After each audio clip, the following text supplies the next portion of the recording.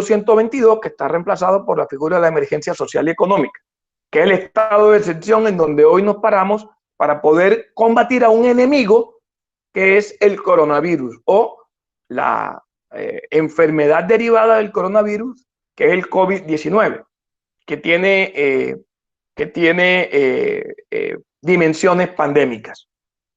Entonces, eso es como lo primero, entender que se nos está planteando la pandemia como un enemigo.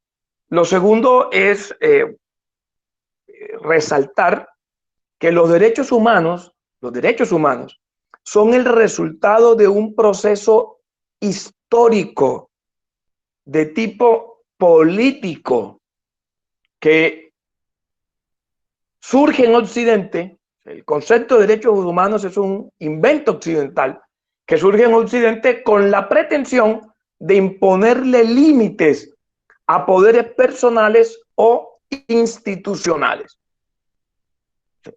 Los derechos humanos tienen esa función.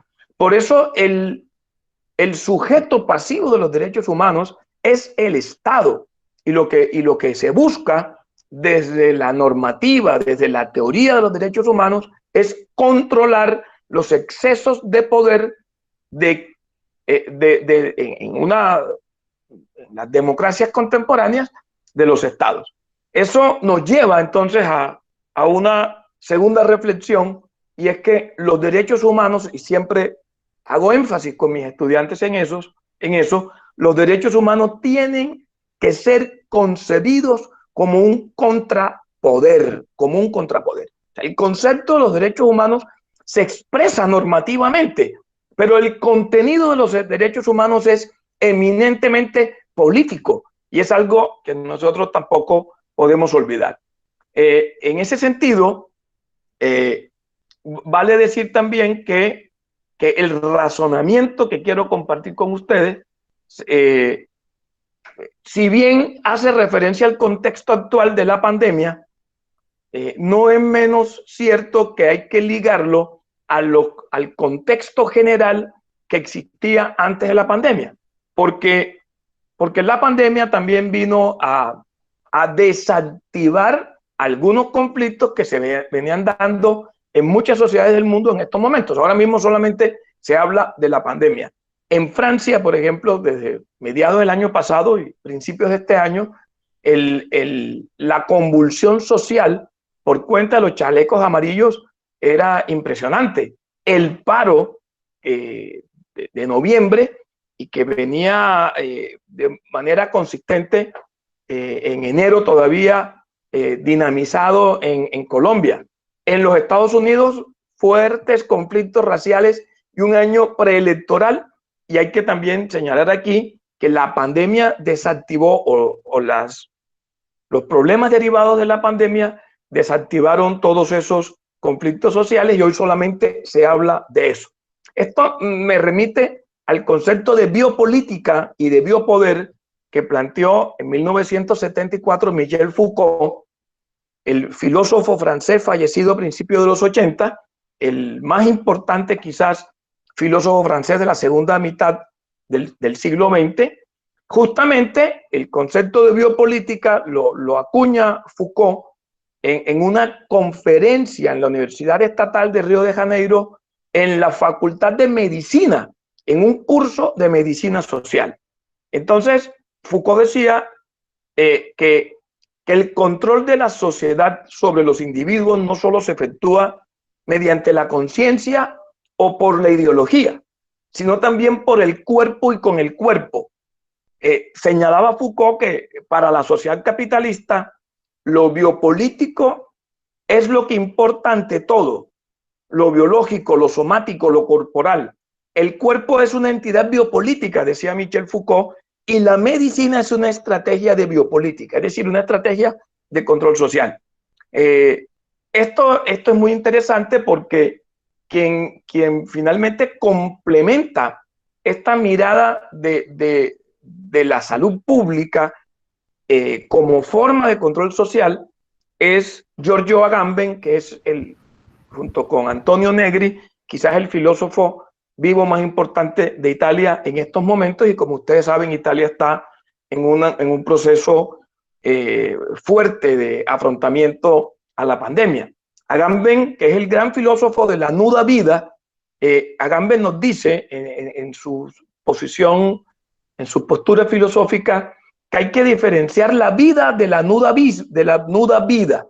La vida es mucho más que la vida en un sentido corporal. La vida, y la vida digna, diríamos, desde los derechos humanos, tiene que ver con un entramado de relaciones sociales, de relaciones culturales, tiene que ver con los afectos. Lo otro, lo que no hace relación a lo social, es la vida nuda o la vida desnuda, lo corpóreo, que termina siendo una vida sin ningún tipo de calificativo, una vida que es el vehículo del gran concepto de vida, pero que inicia con el nacimiento y que termina con la muerte. Entonces, Agamben dice que la vida que vale la pena ser vivida es aquella vida que supera la vida desnuda, o sea, una vida relacionada con los demás, la vida de los afectos, la vida de la vida de las relaciones, la vida de la cultura, etcétera, etcétera. Entonces, todo esto un poco como para decir que el estado de excepción en el que hoy estamos inmersos en muchas sociedades del mundo por cuenta de la pandemia, ha venido a facilitar procesos de control político de los diferentes proyectos que se encuentran ejerciendo el poder. Agamben nos dice, que escribe una columna semanal además en la prensa italiana, que la limitación de la libertad impuesta por los gobiernos es aceptada en nombre de un deseo de seguridad que ha sido inducido por los mismos gobiernos que ahora intervienen para satisfacerlo. Eso implica entonces, dice Agamben, la abolición del prójimo como medida sanitaria. El prójimo es lo próximo, la proximidad. Hasta los muertos han perdido el derecho a tener un funeral, nos dice Agamben, cosa que además padecimos en mi familia hace poco, porque una tía que murió por razones diferentes al coronavirus tuvo que ser enterrada solamente por sus hijos y sus nietos, y ninguno de sus seres queridos pudimos acompañarla en su viaje a la última morada, ni pudimos acompañar en el duelo a nuestros familiares. Entonces, en medio de esta pandemia, hasta los muertos han perdido el derecho a un funeral digno. Recuerden Antígona, ¿no? Esa gran obra de Sófocles que nos pone en discusión, una discusión muy interesante sobre la dignidad humana y el derecho natural y el derecho positivo. El derecho natural nos dice que todo ser humano tiene derecho a un funeral digno, así el derecho positivo nos diga lo contrario. Ese es un poco el eje de la trama de Antígona, esta tragedia de Sófocles, que se pone nuevamente de presente en estos momentos en donde hasta los muertos han perdido el derecho a un funeral digno.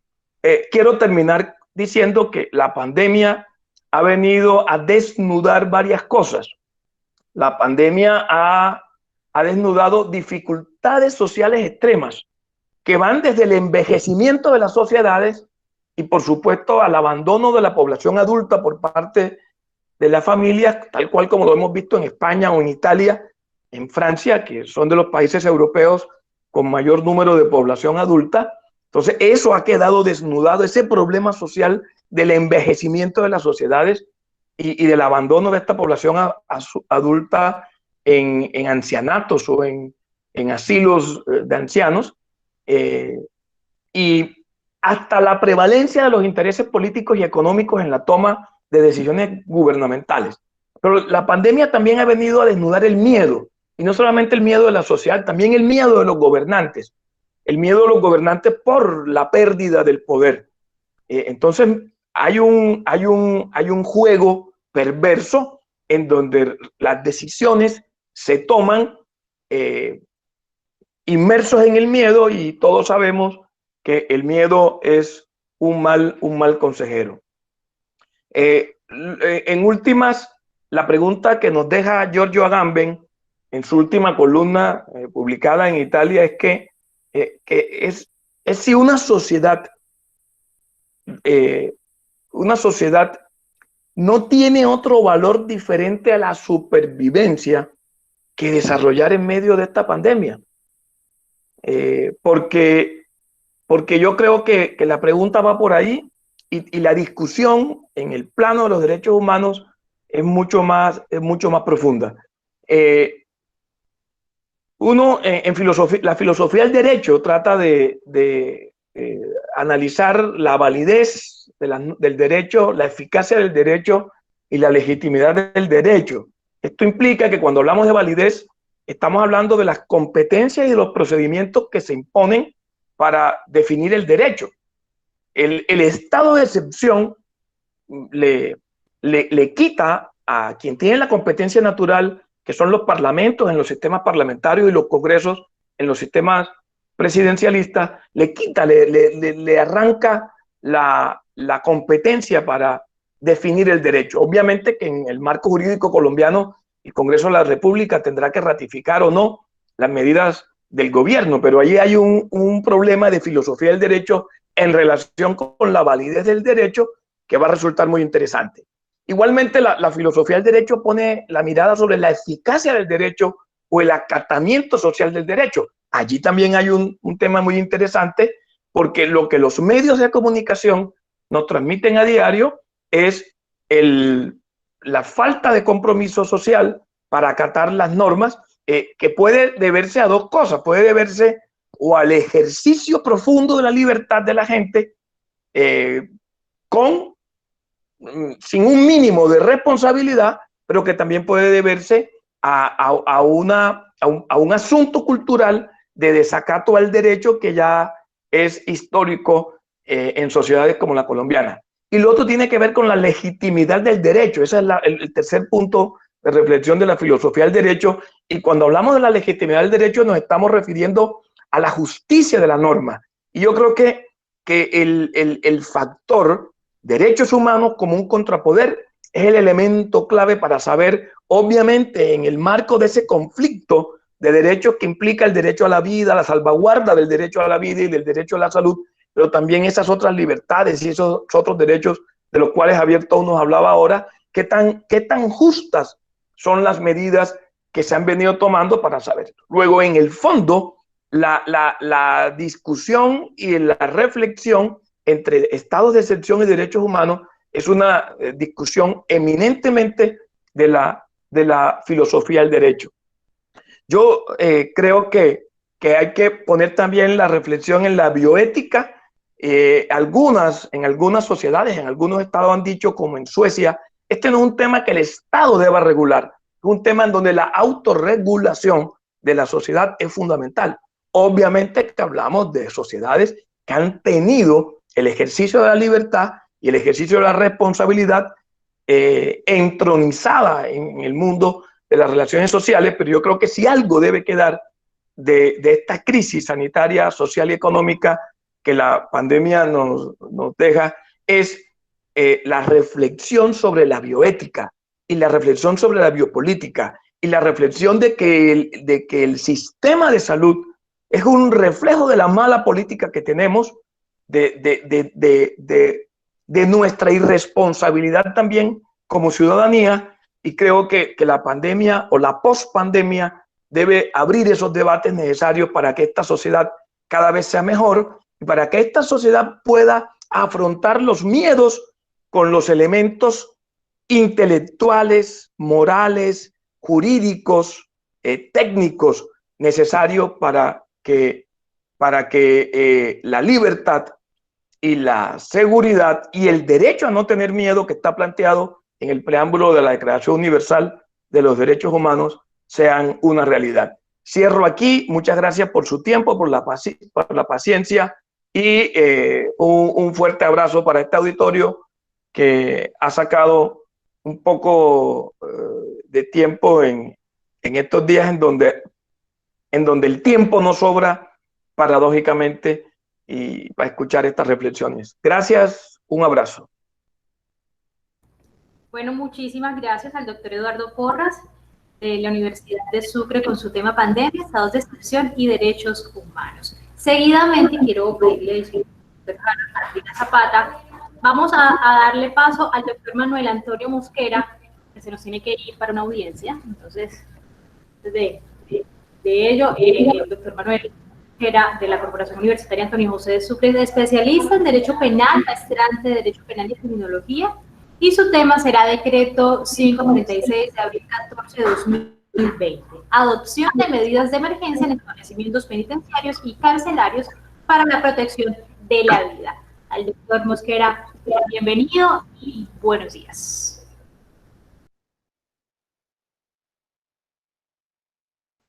Bueno, muy buenos días. A todos un cordial saludo. En verdad, qué bueno haber escuchado al doctor Eduardo Porras y al doctor Javier Taus. Mire que logramos estar entre los 200. Ese era más o menos lo que se había proyectado la doctora Heidi. Bueno, muy bien. A nosotros nos corresponde hablar un poco sobre lo que es los estados de excepción, ¿no? Es decir, cuál es esa figura y por qué, como tal, los estados, hablando de estados, refiriéndonos a lo que es Colombia, lo que es Perú, lo que es España, los presidentes o sus mandatarios toman estas figuras. ¿Por qué se las dan? El doctor Porra ahorita manifestaba quitar las competencias de los organismos legislativos, es decir, en estos momentos el Ejecutivo asume esas competencias, pero ello no queda allí. Tienen que ir a un Congreso y el Congreso tiene que enviarlo a la Corte Constitucional. Y así se hace más o menos el trámite para ver. Pero por allá los británicos, hablando de lo que nos está pasando estos días, los británicos más o menos en inglés, no soy tan experto, pero decían, keep calm and carry on. ¿Esto qué significaba? Mantén la calma y continúa. Eso es lo que nosotros estamos pidiendo todos estos días a mis familiares, a mis amigos, a mis compañeros, mantener la calma, que esto continuará. Entonces, vamos a hacer una pequeña introducción, ¿no?, de lo que es un estado de excepción, como vemos. Vamos a ver qué es eso, vamos a tener claridad dónde se faculta, cuál es la norma como tal. Entonces, vamos a tratar de introducirnos a ello. Voy a hacer dos énfasis sumamente importantes, o dos aspectos a tocar. ¿Qué es un estado de excepción y qué es el decreto 546? El cual trae unas medidas carcelarias para aplicarle a los internos, por lo cual muchos familiares se van a ver beneficiados. Por eso es sumamente importante saber más o menos cuáles son esas medidas.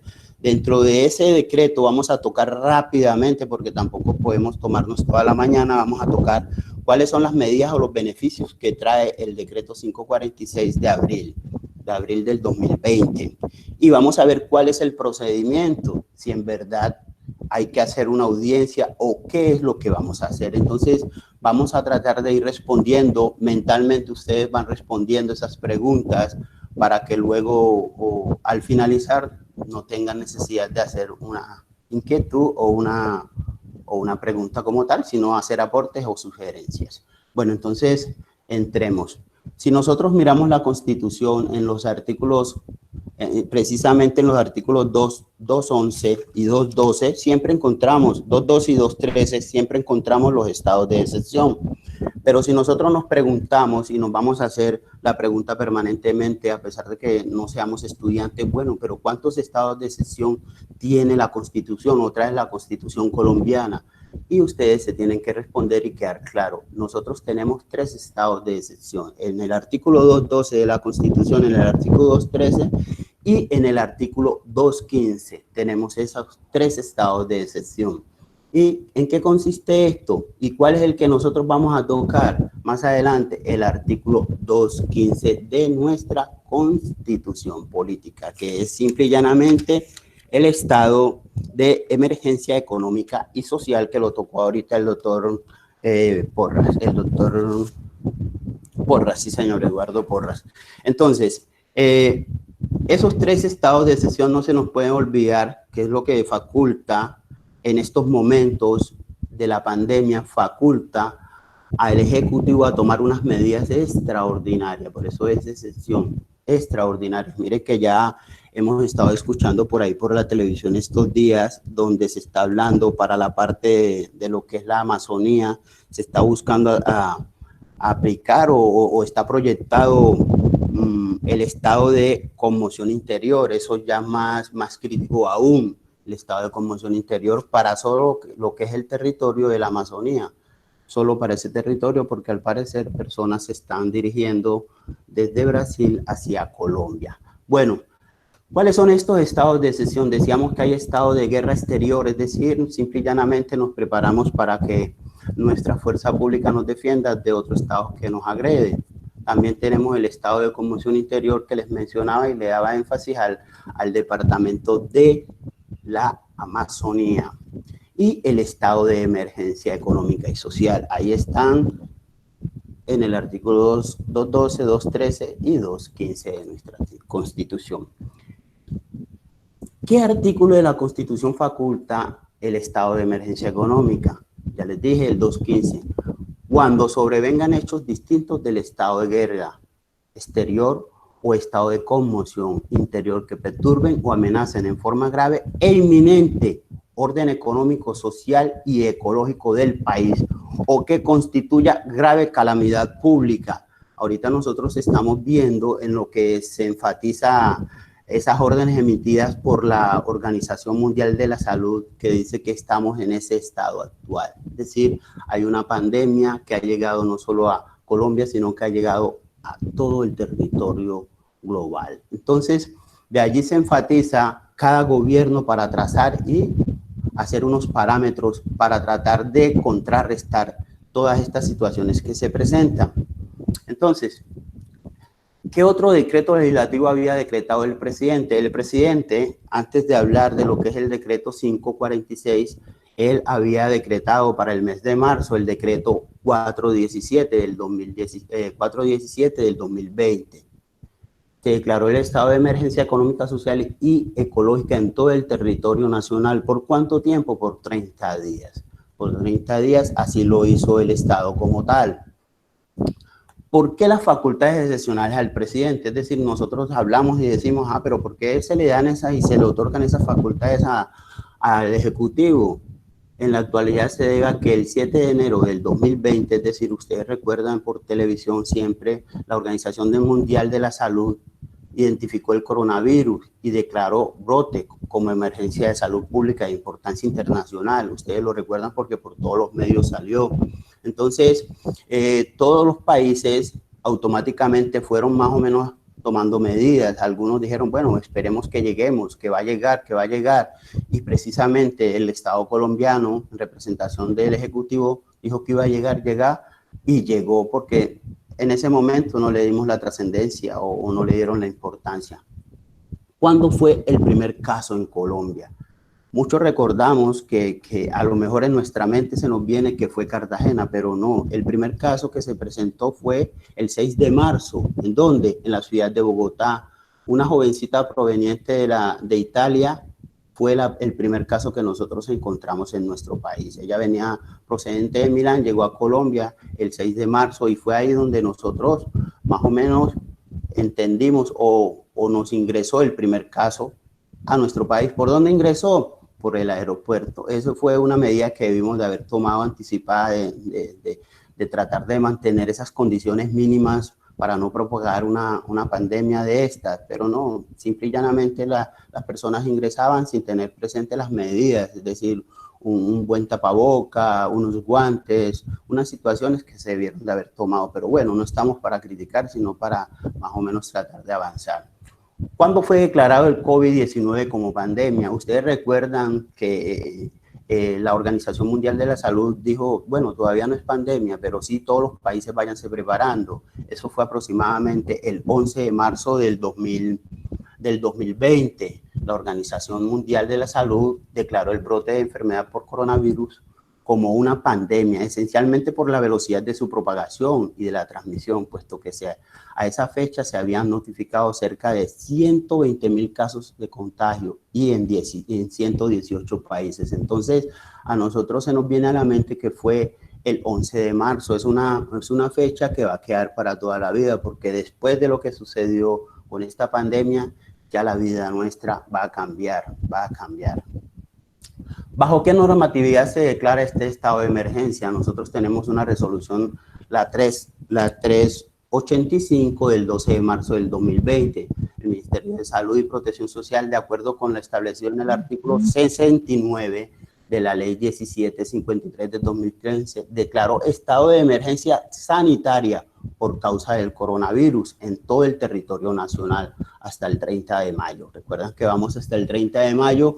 El Estado tendrá las facultades si continúa ampliando o decretando otras situaciones, pero hasta ahorita estamos proyectados hasta el 30. Posiblemente se normalice todo. Ustedes ven que a medida, poco a poco, el Ejecutivo ha venido implantando, imponiendo unas situaciones territorialmente, es decir, los departamentos o los municipios donde a lo mejor no haya el coronavirus, posiblemente pueden entrar a actividades normales o un porcentaje. ¿Para qué? Lo decía el doctor Javier Tous, para evitar que la economía no se estanque. ¿Por qué? Porque la economía es sumamente importante en todos los estados, porque hay la necesidad de comer y de tener una mejor calidad de vida. Si no, podríamos tenerla mejor, pero sí estar entre los estándares. Y eso es lo que busca el Estado como tal, auxiliar a los más vulnerables, como son esas personas que no tienen un empleo o personas que están en las periferias. Entonces, esto busca lo que es el gobierno nacional. Adopción de medidas de emergencia en establecimientos penitenciarios es el segundo énfasis. ¿Cuáles son las medidas que han adoptado? Ustedes han escuchado en diferentes cárceles que se ha propiciado, se ha propagado lo que es el virus.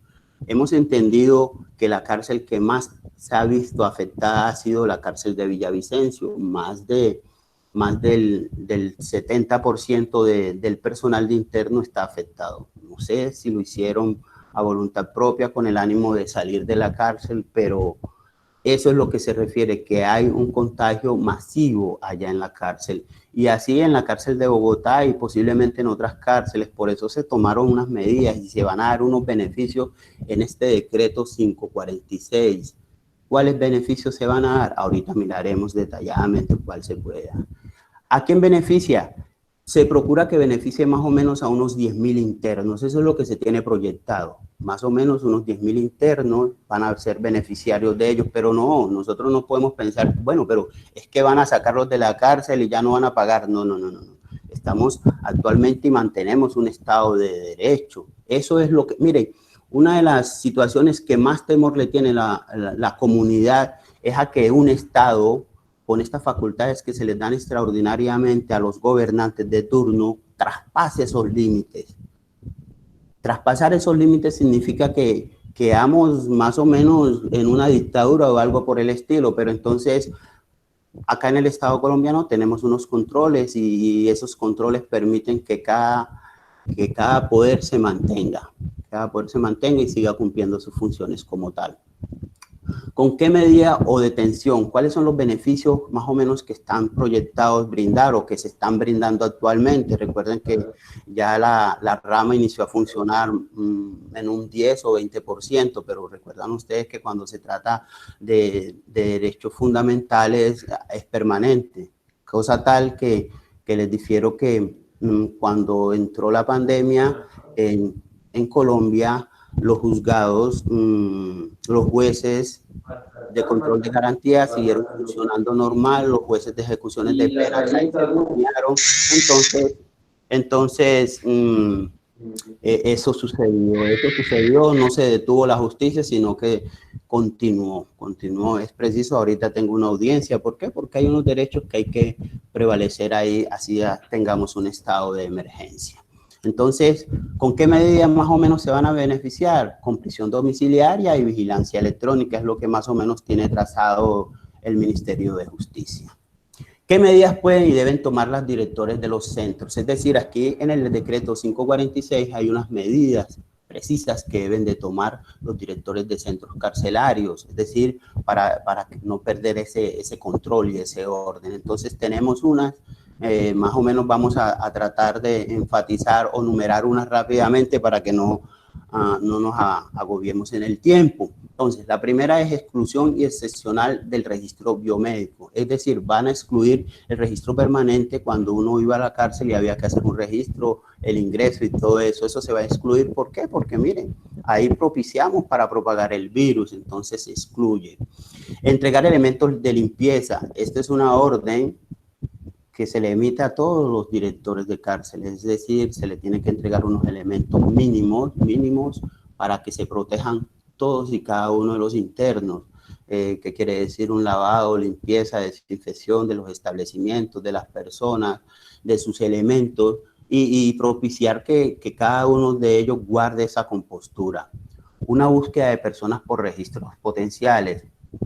¿En qué significa esto? Búsqueda de personas con riesgos potenciales, es decir, hay unas personas internas que presentan unos riesgos potenciales, unas enfermedades, es decir, estas personas a lo mejor se van a ver beneficiadas con ello para ir a su casa. Campañas pedagógicas para la población penitenciaria. Es sumamente fundamental tener presente no solo que las campañas acá por los medios de televisión, sino internamente. ¿Quiénes las van a hacer? Las personas que están en el entorno de estos jóvenes, de estas personas que están coartadas su libertad por estos días. Solicitud de solidaridad de los familiares de internos para que utilicen medios virtuales y disminuir las visitas. Es decir, cuando yo digo que solidaridad, en este momento no solo nosotros tenemos que ser solidarios, también los familiares de estos internos. ¿Por qué? Porque ellos van a acudir permanentemente a las instalaciones y van a propiciar, a lo mejor propagar el virus. Entonces se les dice, hombre, espérense en un momento, estos días abstengámonos de venir para procurar protegerse. Ustedes, proteger a los internos y proteger a todo el entorno. Entonces se busca esa solidaridad. Si ustedes son familiares, conocen amigos, por favor, díganle que no se busque restringirle ese derecho que tienen de ir a hacer una visita, sino que simple y llanamente es utilizar estas facultades que le dan al Ejecutivo para tratar de propiciar que esta pandemia no aumente. Entonces, tenemos que nosotros hablar con nuestros familiares, hablar con nuestros amigos, con las personas que estemos representando para que ellos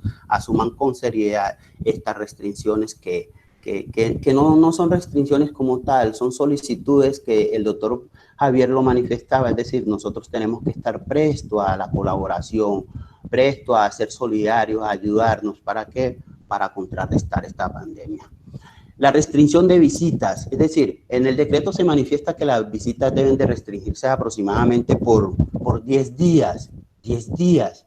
Esto no significa que el director del centro no vaya a permitir el ingreso. No. Él va mirando la realidad y va permitiendo.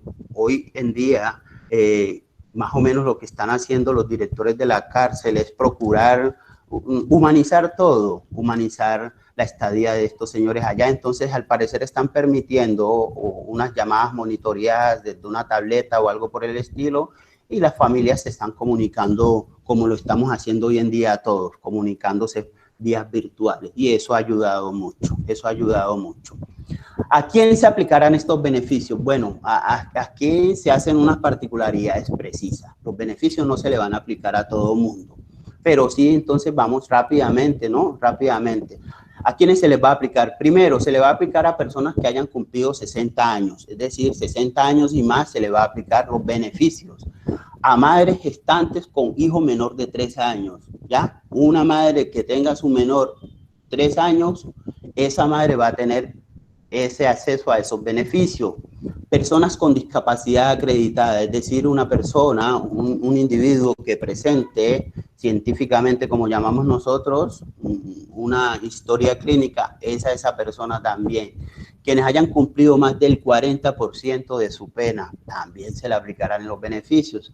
A personas condenadas a 5 años con penas, a máximo 5 años con penas privativas de la libertad, ¿no? A máximo 5 años con penas privativas de la libertad a esas personas.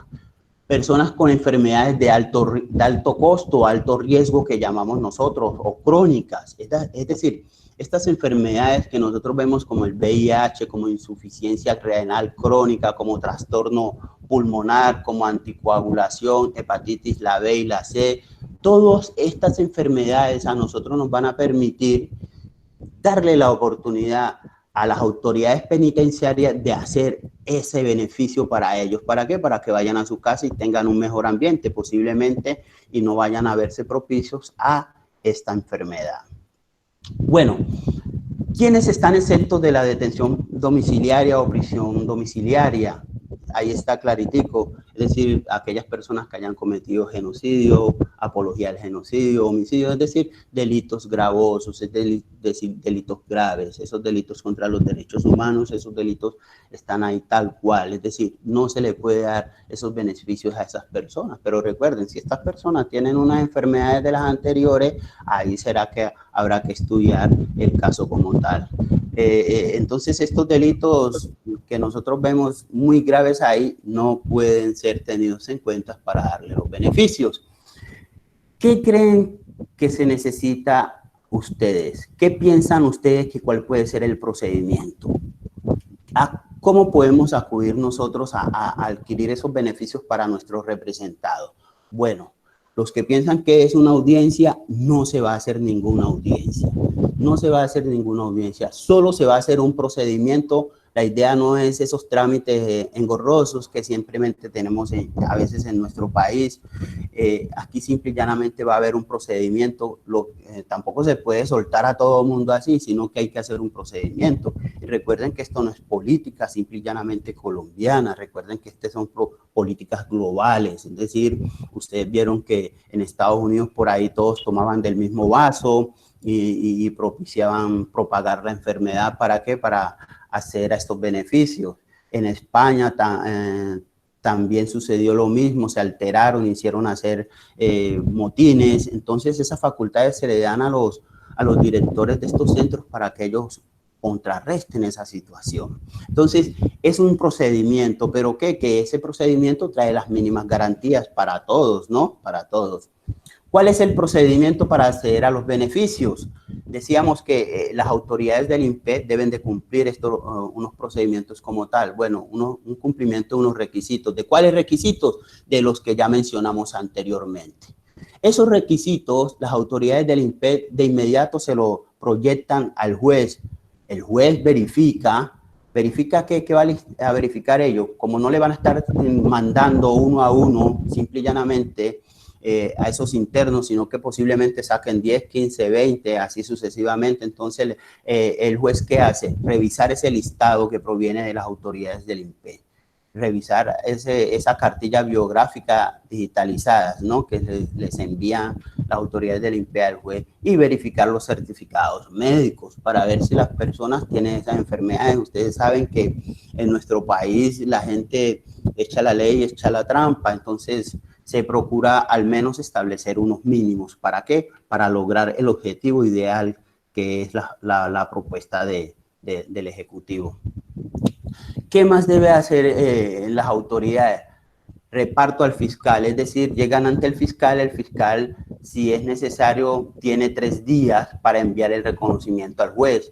Es decir, el fiscal verifica que se estén cumpliendo. ¿Cuál fiscal? El fiscal del caso, es decir, le enviamos allá, hombre, usted tenía este proceso, esta persona está interna, verifiquemos a ver si es la persona, y el fiscal remite eso al juez. El juez revisa otra vez, revisa los requisitos y en términos de 5 días, por medio de un acto, él resuelve. ¿Mediante qué vía? Mediante el correo, mediante estos medios que tenemos a disposición. Él resuelve durante esos 5 días.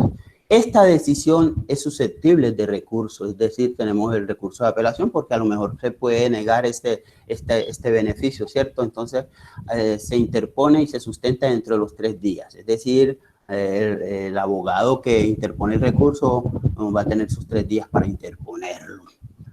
Se corre traslado común a los no recurrentes, es decir, a las personas que no pudieron recurrir, es decir, a las víctimas muchas veces, a personas que intervienen en el proceso como tal. Este es el procedimiento para las personas en verdad que están condenadas. Este es el procedimiento.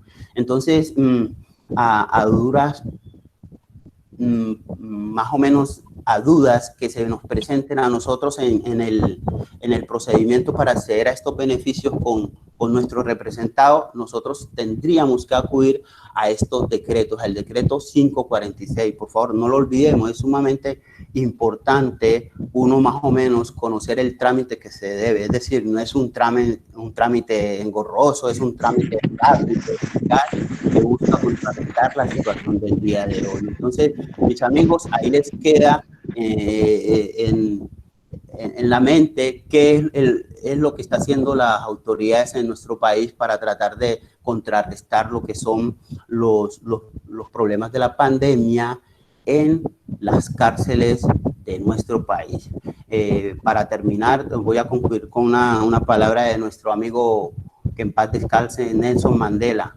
La educación es el arma más poderosa que puedes usar para cambiar el mundo. Muchas gracias a todos y un feliz día, porque ahorita voy a pasar a otra plataforma. Bendiciones a todos. Bueno, profe, muchísimas gracias. Feliz día del maestro además para usted. Gracias. Y todos los maestros que se encuentran presentes en esta conferencia. Él era el doctor Manuel Antonio Mosquera Palacios, especialista en Derecho Penal, maestrante en Derecho Penal y Criminología, y su tema era Decreto 546 de abril 14 de 2020, adopción de medidas de emergencia en establecimientos penitenciarios y carcelarios para la protección de la vida. Ahora sí, vamos a darle paso al doctor Harold Ardila Zapata, magíster en Derecho Internacional Humanitario, con su tema Decretos de Excarcelación Pro y Contras. Nos acompaña desde la Universidad de Sucre al doctor Harold. Bienvenido y gracias por aceptar la invitación. Muchas gracias, doctora. Muchas gracias a todos por asistir a esta tan importante videoconferencia. Buenos días a todos los que se encuentran conectados. Bueno, ya hicieron mi presentación. Soy especialista en Derecho Penal y magíster en Derecho Internacional Humanitario. El tema que voy a tratar es un análisis de carácter crítico con relación al decreto 546 que ya comentó mi honorable compañero de pregrado, el doctor Mosquera, y muy agradecido también por la gran participación de mi docente también en pregrado, el doctor Porras, y el doctor Tous, que nos hizo una antesala con relación a la temática de carácter subjetivo, digámoslo de esta manera, en el comportamiento o pensamiento de muchos de los colombianos. El decreto 546, ya el compañero Mosquera nos lo explicó, su contenido y demás. Mi punto de vista va a ser algo más profundo en la parte de las críticas, en la efectividad o no, y en los recursos que podamos manejar para poder solucionar este inconveniente que nosotros tenemos hoy en día o que estamos sufriendo con relación a esta pandemia. Título del decreto 546, excarcelación masiva, entre comillas. ¿Por qué entre comillas? Porque si bien es cierto que partimos de una problemática que traemos de hace muchos años atrás, que es el colapso que tiene el sistema penitenciario y carcelario en nuestro país, que no es de desconocimiento de ninguno, porque esto es una situación que se ha presentado con mucha frecuencia, de pronto más los que somos penalistas o de pronto los que tenemos ese roce con relación a la población privada de la libertad, pues tenemos muy presente esta problemática. Entonces, con el estado de excepción, con el decreto de emergencia social y en salud pública y demás, pues entonces el Estado tiene que llegar a solucionar un inconveniente grande. Entonces, el decreto 546, y quiero que nos basemos objetivamente en dos fines especiales por los cuales se sacó el decreto 546. Uno es combatir y luchar el hacinamiento, problema que traemos no de ahora de la pandemia, sino lo tenemos de hace muchos años atrás. Dos, segundo fin, es evitar y prevenir la propagación del virus en las instalaciones o dentro del personal de la población privada de la libertad. Dos grandes problemas. Tratar de solucionarlos en una instancia tan rápida, en una instancia improvisada, es bastante complejo. Pero aún así se hace el intento desde un punto de vista del decreto con fuerza de ley, del decreto legislativo. Ahora bien, tomémoslo, yo lo tomo desde el punto de vista o desde un aspecto agridulce.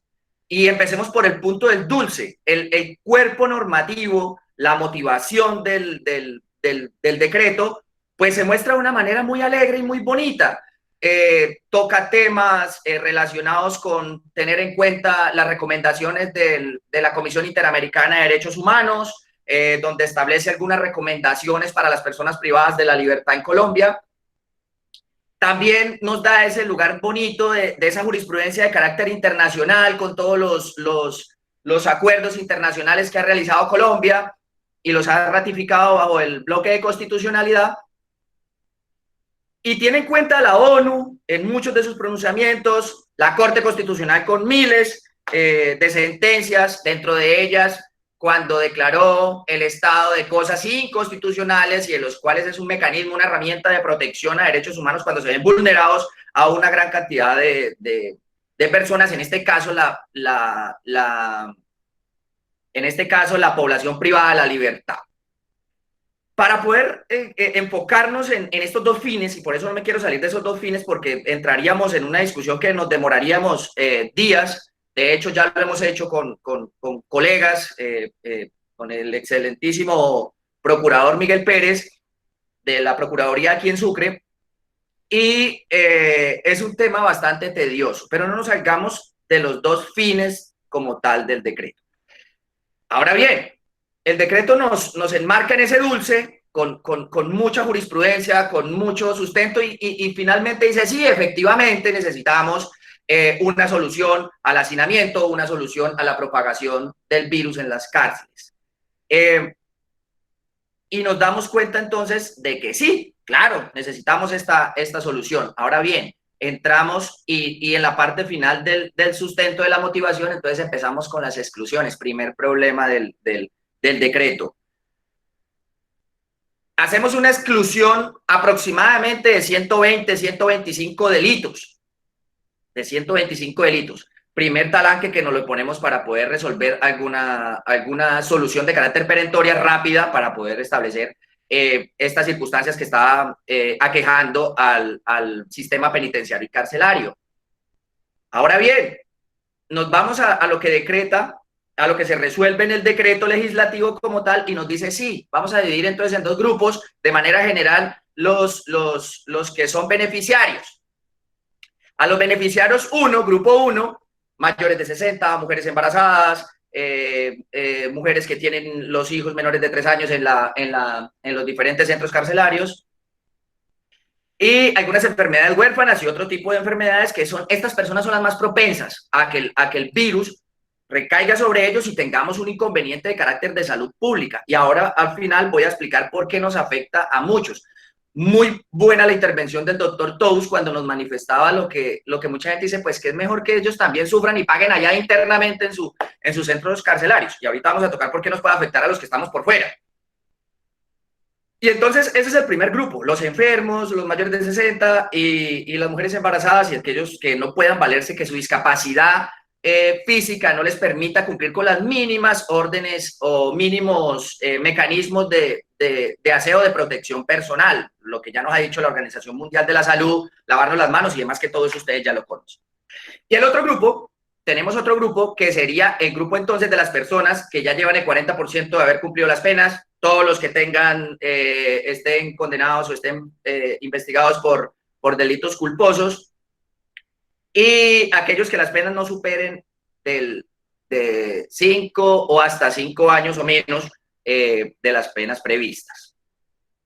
Bien, podemos identificar ya entonces tenemos esos dos grupos, pero entonces, ¿qué pasa? Nos sale el artículo 6º del decreto y nos saca la sección 125, 130 delitos, que nos rebaja sustancialmente, la solución perentoria que podíamos tener con relación a la población privada de la libertad. No olvidemos que por protección internacional nadie, y menos en Colombia, está prohibido los tratos crueles, inhumanos y degradantes. Adicional de que está prohibida y proscrita la pena de muerte. Pena de muerte.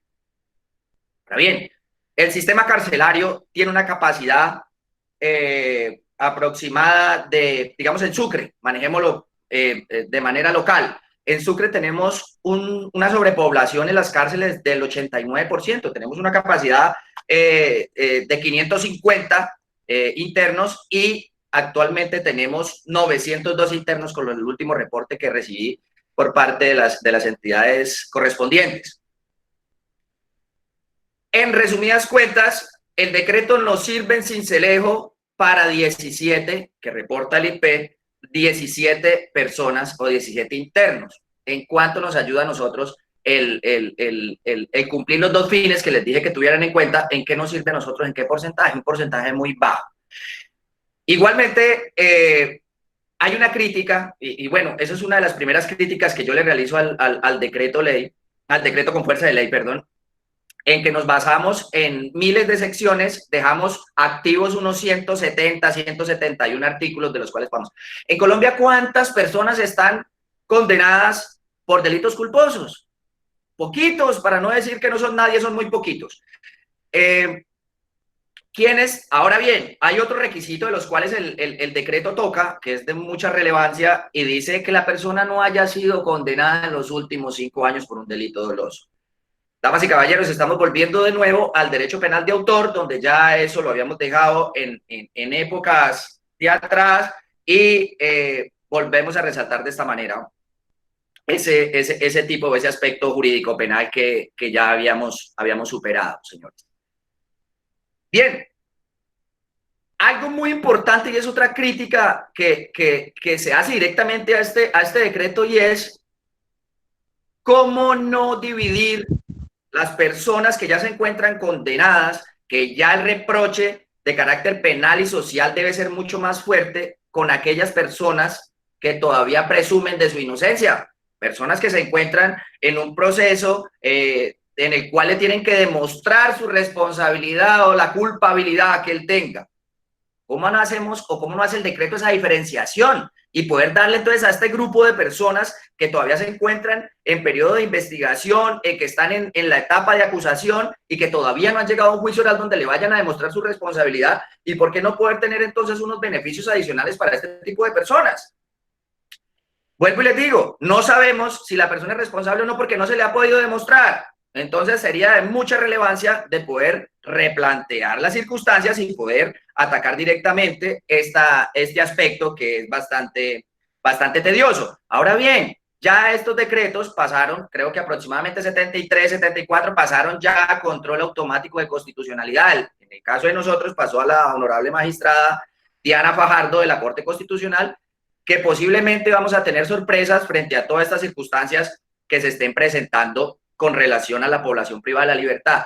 Y luego entonces, para poder evitar el confinamiento en las cárceles, ¿cómo hacemos si no existe jurídicamente la manera para poder liberarlos a todos? Porque tampoco existe esa posibilidad, porque también existe un elemento subjetivo que se llamaría la peligrosidad para la comunidad, el peligro para la comunidad de estas personas, que por lo menos en el caso de las condenadas, pues tengan esa participación.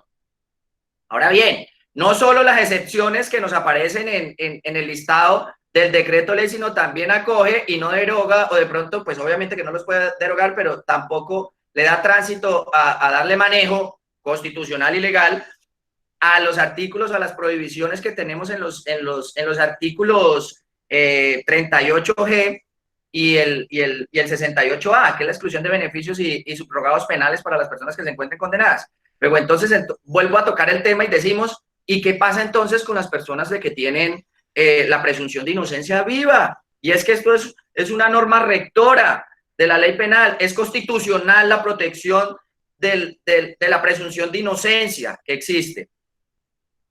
Estas excepciones fueron muy amplias, fueron demasiado exegéticas. Si bien es cierto, hay delitos que sí se deben suspender, delitos sexuales, delitos donde se vean vinculados o afectados víctimas, niñas, niños y adolescentes, algunos delitos de organizaciones criminales. Bien, por ese lado no tenemos ninguna queja frente a esa situación, pero sí debemos analizar la efectividad del decreto. Ya se los dije, en Sucre tenemos 902 internos, 17 son los posibles beneficiados. En charla con mi gran amigo Miguel Pérez de la Procuraduría me dice que les han negado a varios, creo que solo existen 1 o 2 personas que han salido, y entonces volvemos a los fines del decreto. ¿Nos sirvió para resolver el problema temporal de hacinamiento? No. ¿Nos sirvió para resolver la prevención y la propagación del virus? No. Entonces, ¿cuál sería la efectividad de este decreto? Nula. La Procuraduría y otros abogados están realizando por otras diligencias o por el sistema ordinario o por vía de acción de tutela para que tengan algunos otros tipos de beneficios, aunque nos deviene una cantidad de libertades posiblemente por parte de la Corte Constitucional para buscar soluciones. Bien, pero no solo, entonces se trata de criticar, porque es que solo nosotros hablamos y hablamos y hablamos, pero no tenemos de pronto algo que nos pueda servir. Muy bien, y muchos decimos, pero ¿cómo vamos a hacerle llegar al gobierno algunas sugerencias que nosotros tengamos? Pues todos tenemos tenemos representantes, senadores, que tienen de pronto acceso por medio de sus asesores poder dar ciertas recomendaciones para solucionar el problema. Si bien es cierto en Sucre, al parecer el sistema se encuentra controlado en la parte de la propagación de la pandemia, pues no es menos cierto de que esta pandemia se nos riega de una manera muy rápida, se propaga persona a persona, o sea, es algo que no lo podemos evitar. Y ahora sí toquemos el punto subjetivo de las personas, pero van a decir, pero entonces, ¿cuál sería la solución? ¿Soltarlas a todos? No, tampoco. Pero sí, por lo menos, soluciones o recomendaciones que podemos dar a este decreto. Existe por allá en el parágrafo 5 del artículo 6, que precisamente es donde están las excepciones, y da una opción allá en el parágrafo y nos dice, para aquellas personas que sí cumplen con los requisitos, pero son exentos por los delitos que han cometido, el INPEC buscará la manera de ubicarlos en lugares donde se pueda. Una propuesta que lo estudiaba y se la planteaba a muchos colegas, y era, listo, pues no les demos la libertad a estas personas, por lo menos en el caso de los que cumplen este tipo de requisitos, por lo menos en los enfermos, porque es que nada hacemos con tener un enfermo de pulmonía en la cárcel La Vega, tiene 65 años, cumple con el requisito, pero está condenado por un delito que está exento. Igual, ¿qué solución vamos a tener nosotros para la salud pública? Y pensándolo desde el punto de vista como lo tocaba el doctor Tous y el doctor Porras, desde la parte humana, ¿cómo vamos a poder solucionar este inconveniente? Entonces, dentro de los planteamientos hay que poner de corresponsal a las entidades territoriales, la gobernación, la alcaldía. Me acuerdo por allá en la época de Justicia y Paz, cuando se llevaron a muchos de estos postulados, se los llevaron a fincas agrícolas con control del INPEC, de pronto con apoyo de las fuerzas militares, en el caso de Sucre, la Armada Nacional, la Policía Nacional, y poder tener algunos lugares o algunas extensiones donde podamos empezar a tenerlos. No los vamos a dejar en libertad, los vamos es transitoriamente, y como lo explicaba el doctor Mosquera, esto es transitorio, esto no puede ser eterno y se tiene por 6 meses, pues tener unos lugares donde podamos sacar a este tipo de personas que son un riesgo. Por lo menos estamos aportando a que se empiece a realizar una descongestión concreta, por lo menos en Sucre, crear algunos lugares, campamentos equipados con lo necesario, lo básico, para que se pueda tener con protección y apoyo de la Armada Nacional en varios anillos, porque pues la Armada Nacional, si bien es cierto, tiene unas funciones constitucionales, pues no es menos cierto tampoco que el presidente pueda autorizar o puedan coordinar con los diferentes entes judiciales y demás, y del INPE, para que se pueda manejar este tipo de acordonamientos y de seguridad preventiva para poderlos tener por lo menos evitando la propagación. Así haremos un porcentaje y aumentando una problemática que no la vamos a solucionar. Y téngalo por seguro que el hacinamiento no lo vamos a solucionar en la pandemia, pero sí por lo menos trataremos al máximo de colaborar en la parte de la propagación del virus.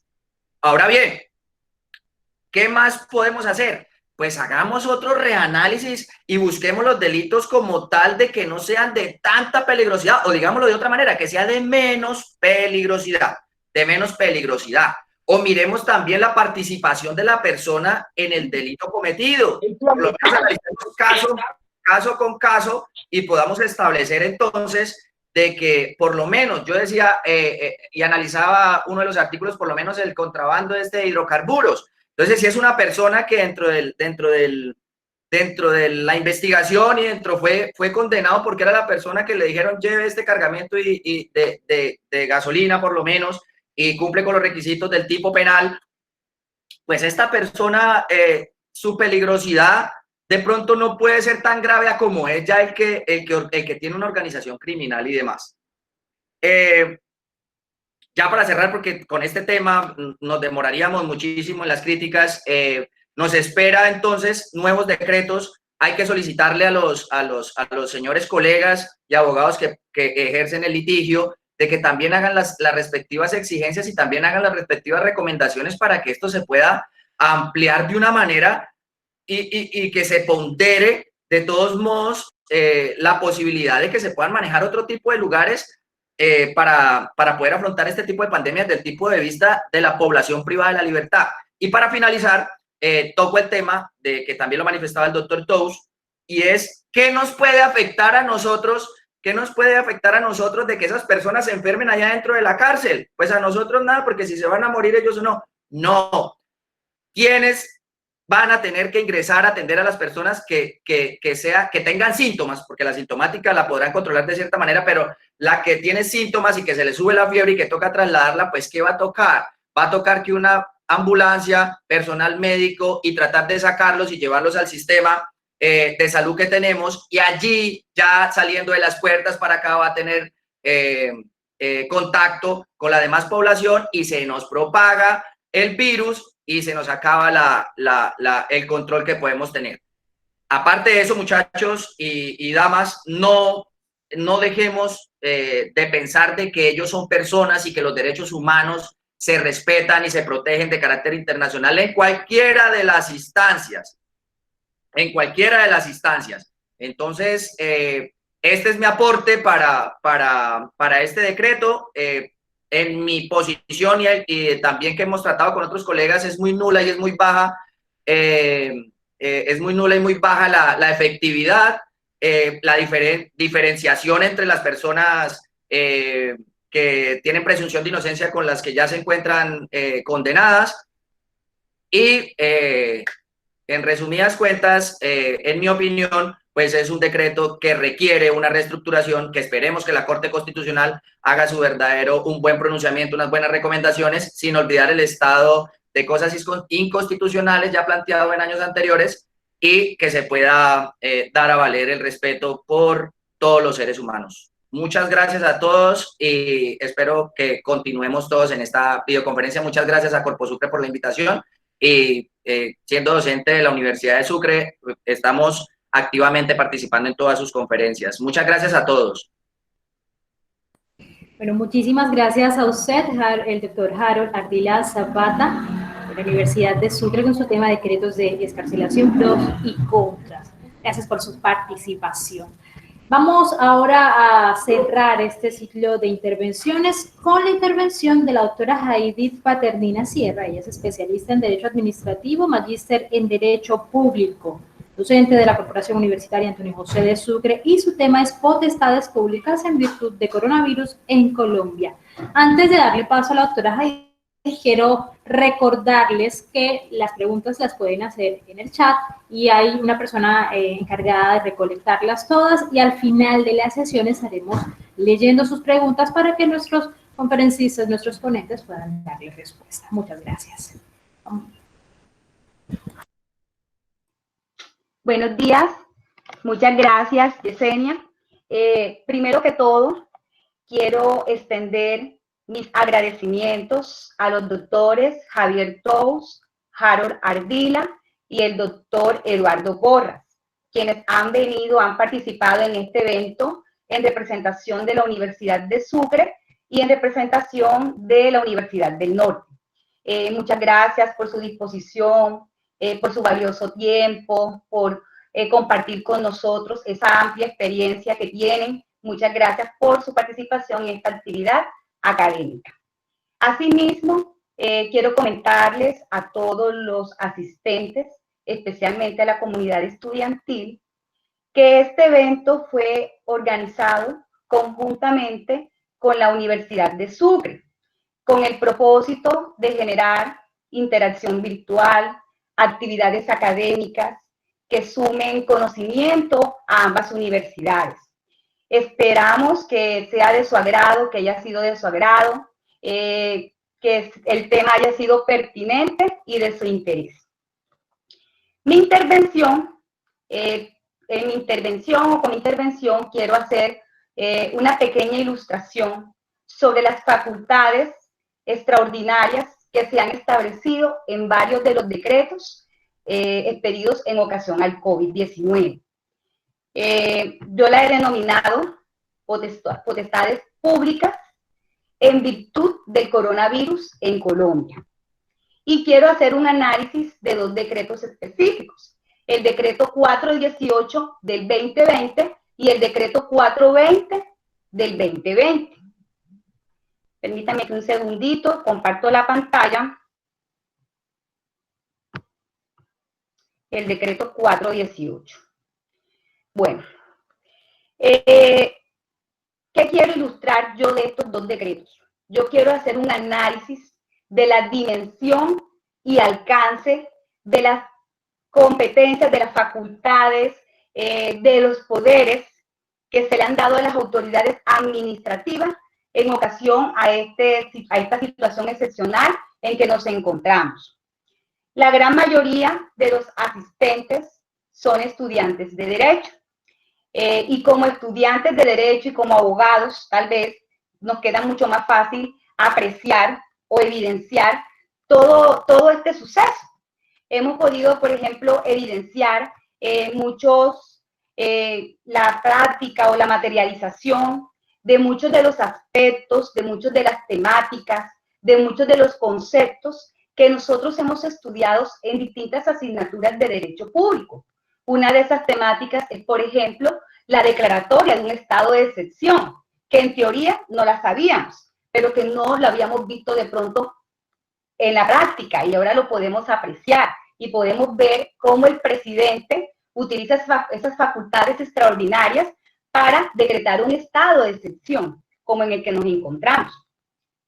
Otra de esas temáticas que también hemos podido apreciar con esta situación es la facultad que también se le ha otorgado al presidente de la República por mandato constitucional, que hace referencia a la expedición de decretos legislativos con ocasión a un estado de excepción, ¿sí? Y vemos que se han expedido un gran número muy amplio de decretos legislativos con el propósito de reglamentar esta situación excepcional. Entonces, en fin, ¿qué hemos podido apreciar con este estado de excepción? Hemos podido ver en práctica muchos de esos aspectos normativos que nosotros habíamos estudiado, ¿cierto? Y quiero hacer, digamos, un análisis sobre la dimensión y alcance del decreto 418 del 2020 que estamos viendo en pantalla, que es un decreto por medio del cual se dictan medidas transitorias para expedir normas en materias de orden público, ¿cierto? Este decreto, pues, es quizás uno de los primeros que expidió el presidente de la República a raíz de esta situación. Y este decreto comienza por establecer una definición sobre lo que es orden público. Y es que resulta que nosotros, en la mayoría de los casos, siempre relacionamos esa palabra orden público con situaciones de violencia, con situaciones de conmoción interior, porque desafortunadamente nuestro país se ha caracterizado por esas situaciones. Pero resulta que orden público no se reduce a eso. Orden público abarca más que eso.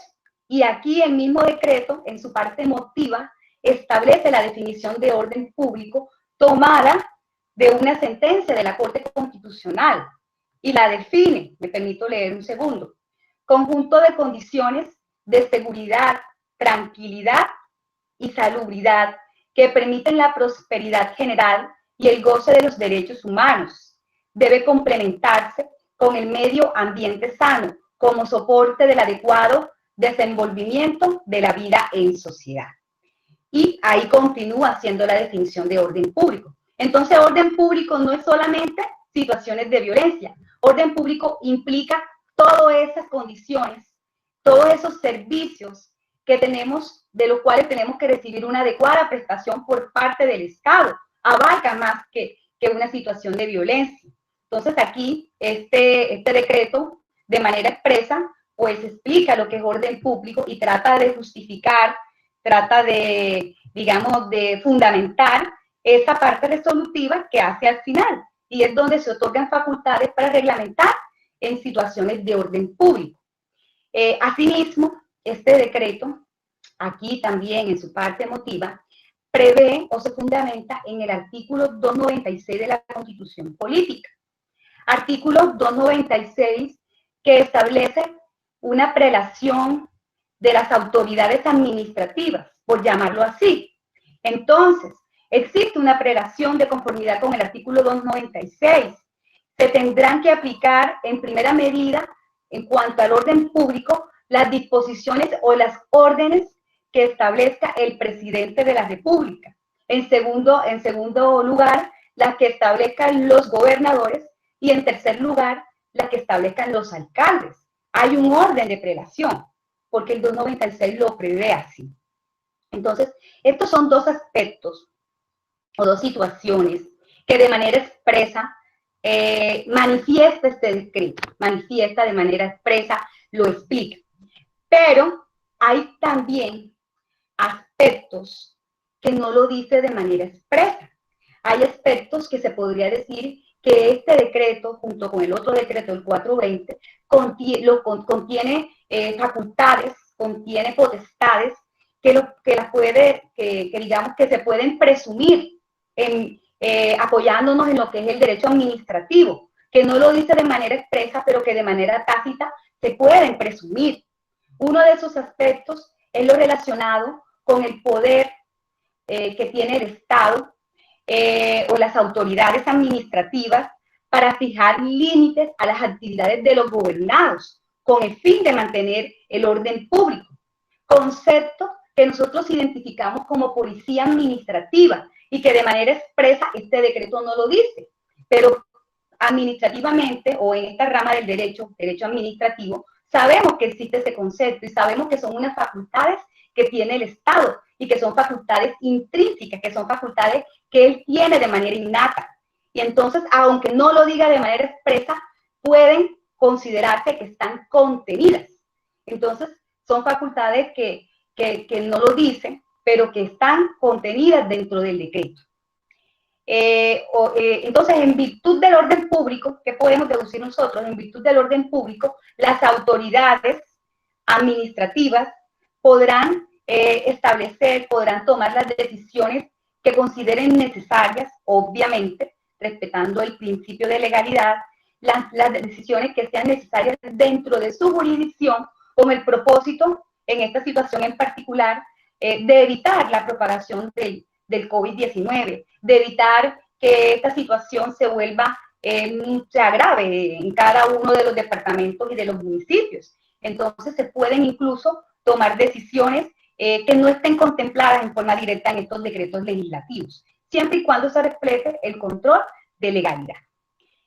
Otro respaldo que digamos que también tienen las autoridades administrativas, aunque no lo diga de manera expresa, es un concepto que también hemos estudiado en derecho administrativo y que se conoce como dominio eminente del Estado.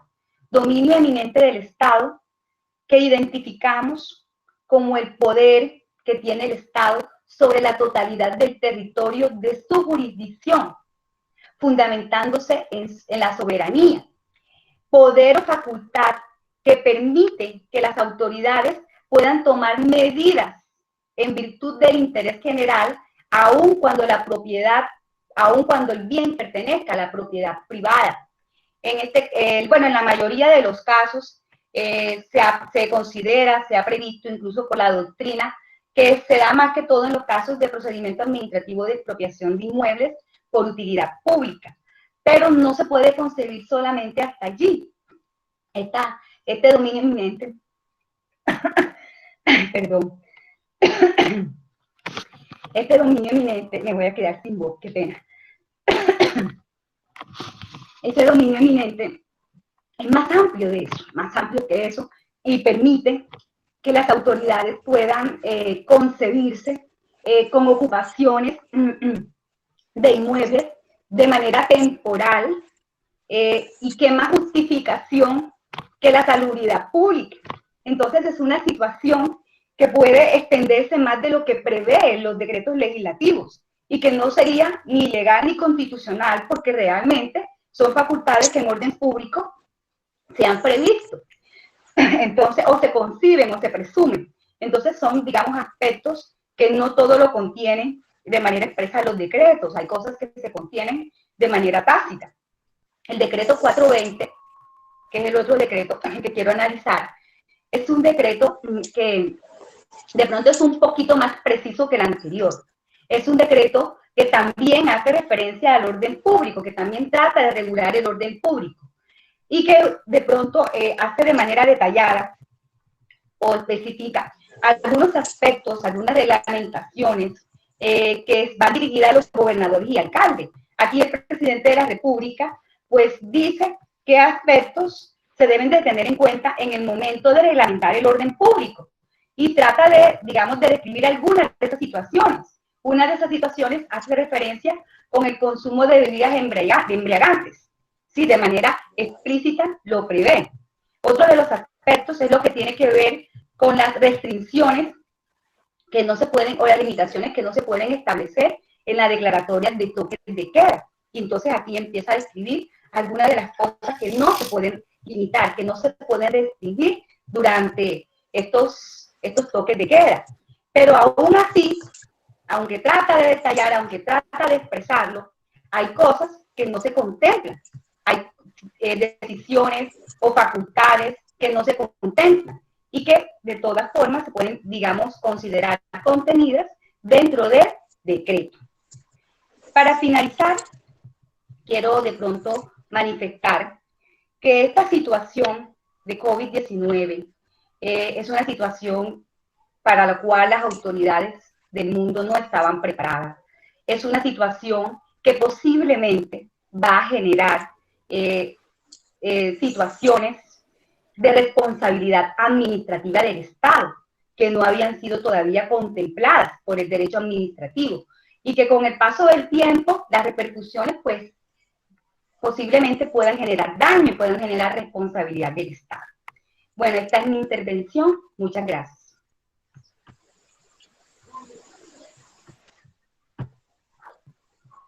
Bueno, muchas gracias a la doctora Jaidith Paternina por su intervención en esta mañana.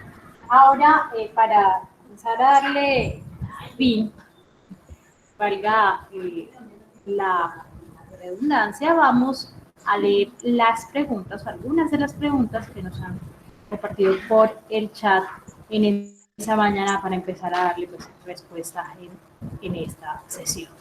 Tulio César Salgado Cáceres pregunta: la teoría del enemigo interno y su contrarrestar es un discurso, desafío a los gobiernos de turno en Colombia. Se está sumando a esta anacrónica teoría la nueva tesis del enemigo común que solidariza a Colombia con otros estados del hemisferio en un discurso distractor que oculta problemas de fondo en esos países intervinientes, ¿o de verdad existe un enemigo común que amerita de contención?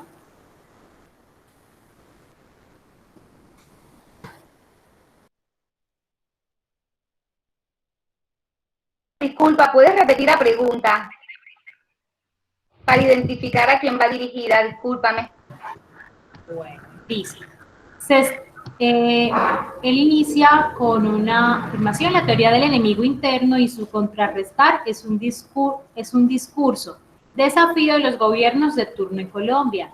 Se está sumando a esta anacrónica teoría la nueva tesis del enemigo común que solidariza a Colombia con otros estados del hemisferio en un discurso distractor que oculta problemas de fondo en esos países intervinientes, ¿o de verdad existe un enemigo común que amerita de contención?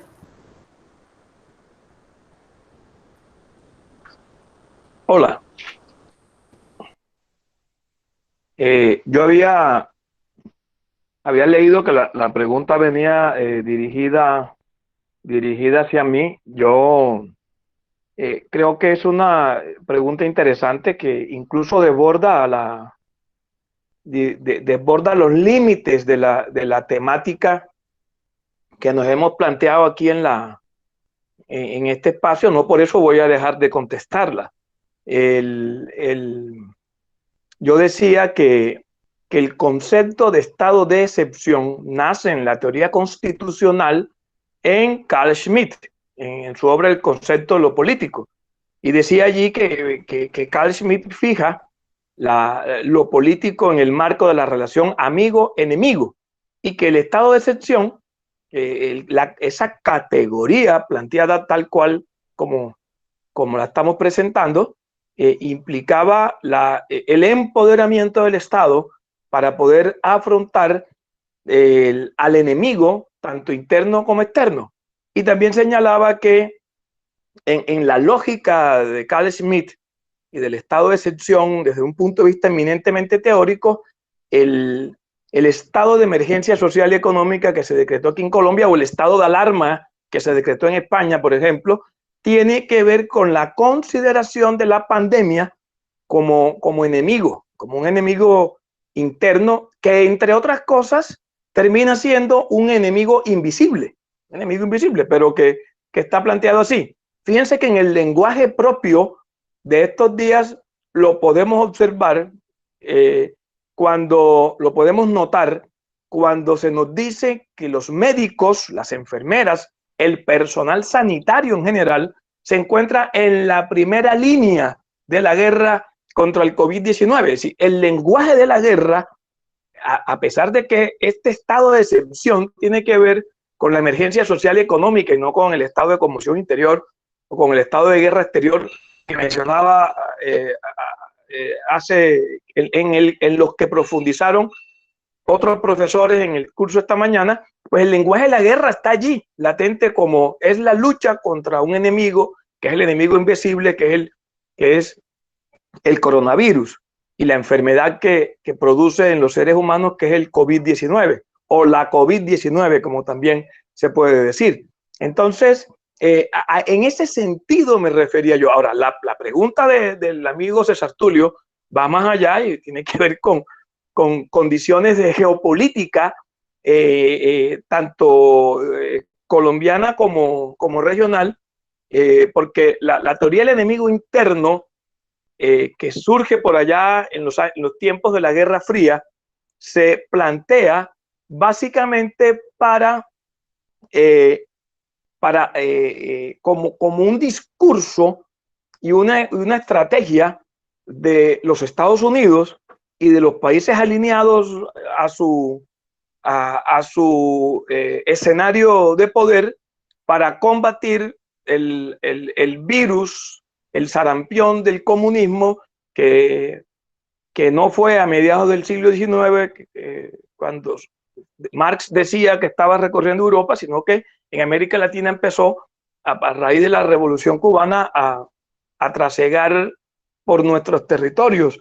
Entonces, claro, acabada la Guerra Fría, que es un poco la reflexión de César Tulio, terminada la Guerra Fría, los gobiernos necesitan siempre inventarse un enemigo. Eso es lo que dice Carl Schmitt, que es un gran constitucionalista, pero sobre todo es un jurista que tiene la temperatura, el clima de lo político bien determinado, porque las normas jurídicas no hacen más que reflejar situaciones de hecho, en este caso de tipo político. Entonces, lo que Carl Schmitt planteaba era que los gobiernos, el poder, necesita siempre plantearse la existencia de un enemigo para poder sostenerse en él. Claro, si no hay guerra fría, si se acabó la lucha entre estos dos polos, pues entonces hay que inventarse un enemigo, y en este caso es el enemigo común, que se ha planteado desde América Latina en una clara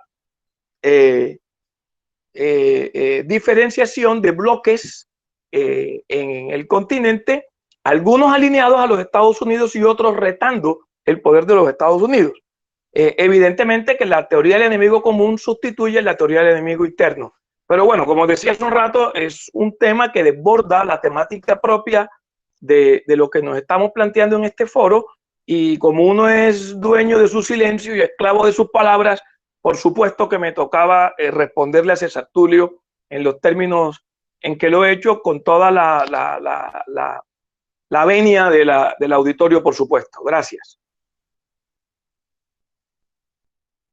Bueno, muchísimas gracias por su respuesta y continuamos con más preguntas. Óscar Erazo le pregunta al doctor Porras, ¿cuáles considera usted serían las consecuencias políticas de la epidemia?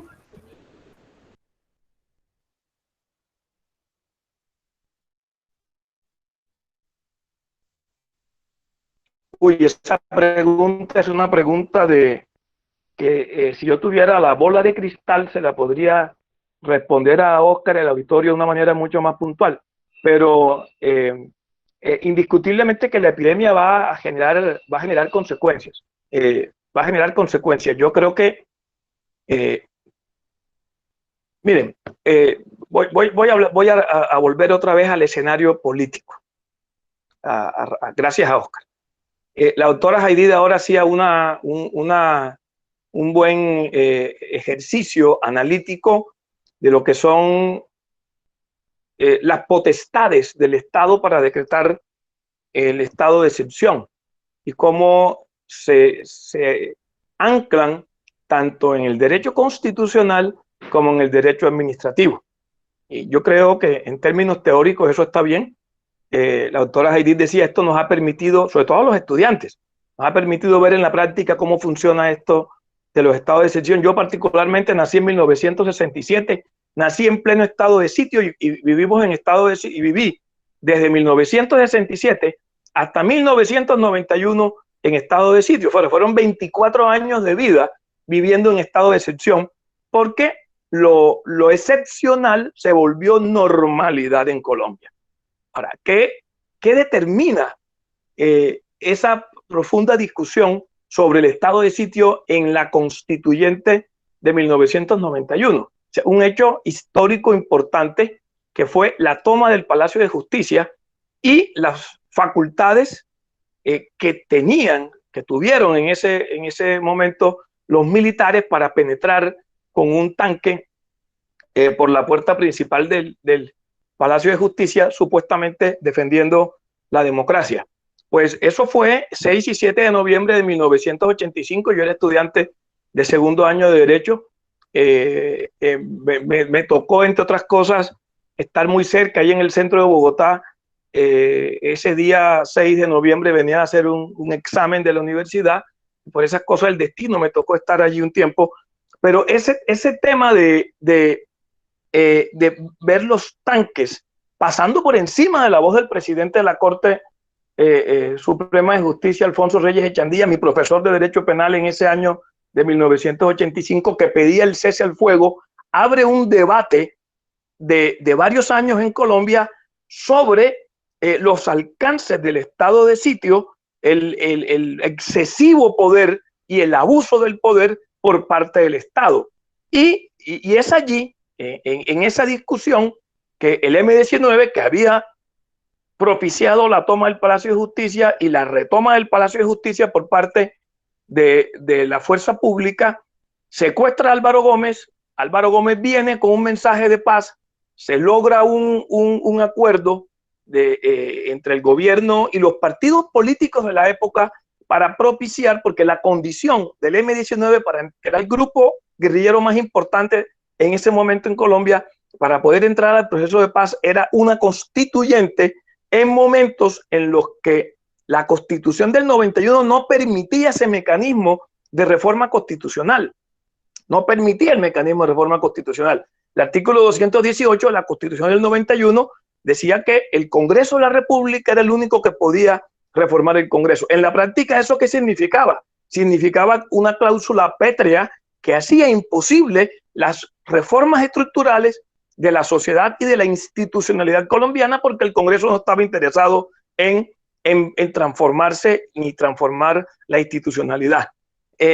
Bueno, fue justamente por una norma de estado de sitio que el gobierno de la época, el gobierno de Barcos, una jugada maestra de fina arquitectura e ingeniería jurídico-política del ministro de gobierno de la época, el de Barco, Cepeda, se logró abrir la puerta de la constituyente gracias a una norma del estado de sitio. Y por esa misma vía se estableció en la Constitución del 91 que el estado de sitio no desaparecía como figura de estado de excepción y adoptamos la figura de la conmoción interior y del estado de guerra exterior y se conservó el estado de emergencia social y económica.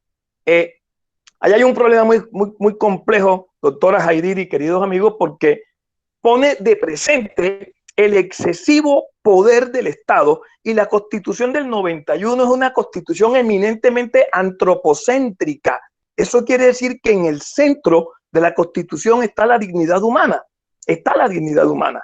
Ahora, uno puede decir, claro, que aquí hay un conflicto de derechos, el derecho a la salud, el derecho a la vida, el derecho a la seguridad en un contexto de pandemia frente a la restricción transitoria o temporal de otros derechos. Pero hoy en Francia existe la famosa rebelión de las canas, en donde los mayores de 65 años que estaban restringidos en su accionar están sintiéndose tratados como niños por parte del Estado, al margen de que sea la población más vulnerable en el contexto de la pandemia. Entonces, yo creo que sí falta una reflexión más profunda, mucho más profunda, de lo en lógica de derechos humanos y en lógica de lo político, del poder, para poder buscar soluciones acordes a la dignidad humana, porque en últimas los gobernantes, sumidos en el miedo, como también están por su condición de seres humanos,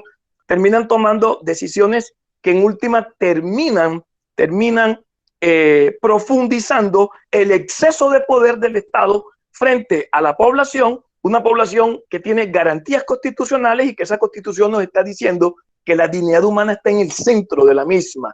Entonces yo creería que la discusión que debe seguir a todo esto tiene que ver justamente con el uso y el abuso del poder, la dignidad humana como eje de las relaciones de poder, y por supuesto poder pasar la página de la relación amigo-enemigo en la que Carl Schmitt nos metió hace ya muchos años, y pasar a un contexto como el de hoy, en donde la norma básica o la norma fundamental kelseniana, esa que Carl Schmitt decía que era política y que allí jugaba la relación amigo-enemigo, allí debe funcionar la lógica de los derechos, en clave rawlsiana, en clave deliberativa. Cuando hablo en clave rawlsiana, hablo del gran filósofo norteamericano John Rawls, que nos dice que en el eje de las relaciones de poder debe prevalecer el derecho a la igualdad como norma general, y una excepción, que es que el derecho a la igualdad debe romperse sí y solo si esa ruptura se hace para favorecer a los más desfavorecidos. Entonces yo creo que hay como unos nuevos elementos teóricos, hay unos nuevos elementos éticos y políticos que deben orientar hacia las discusiones del presente y del futuro para poder, como decía hace un rato, avanzar hacia una sociedad en donde la dignidad humana efectivamente sea el centro sea el centro, sea el corazón de todo tipo de relacionamiento. Muchas gracias.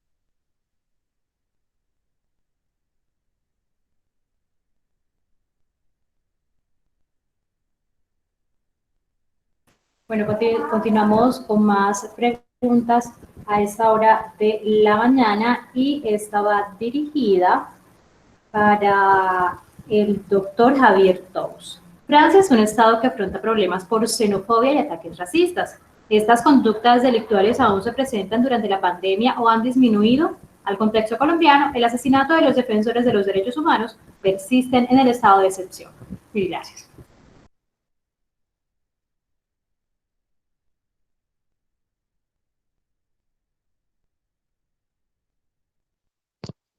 Disculpe, pero yo creo que el profesor Tous se retiró hace poco.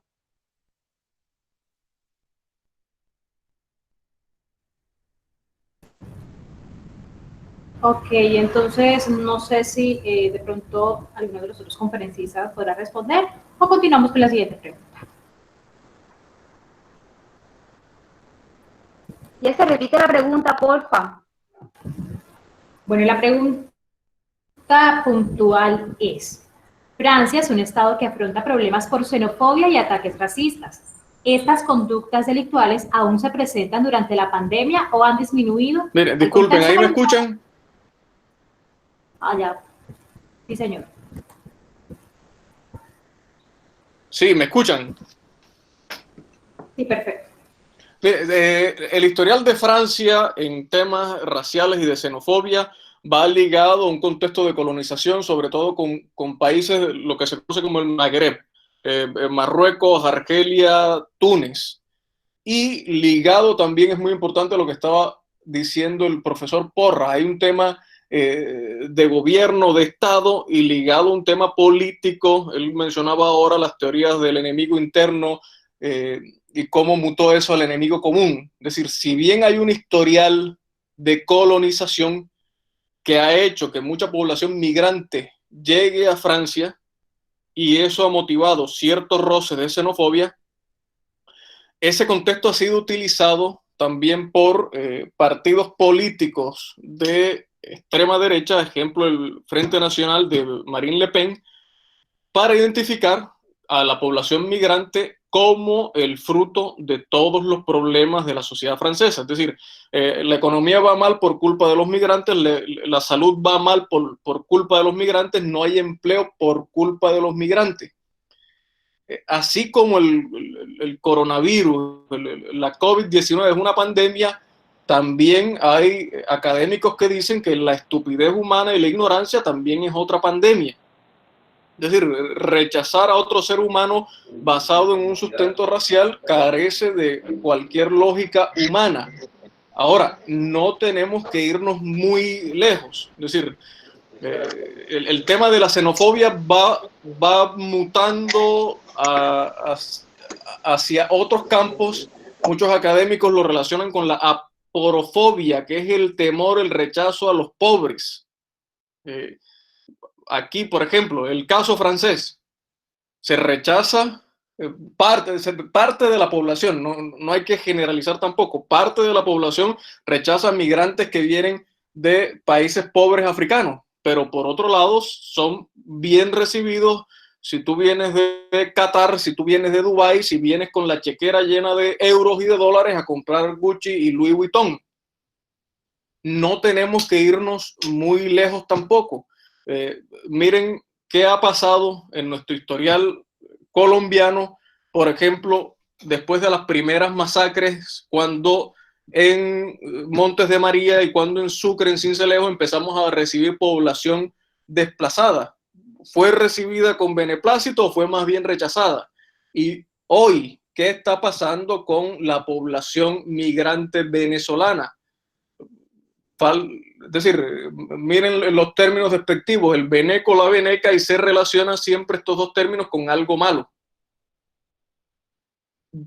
Estados Unidos, Trump, la economía va mal por los mexicanos.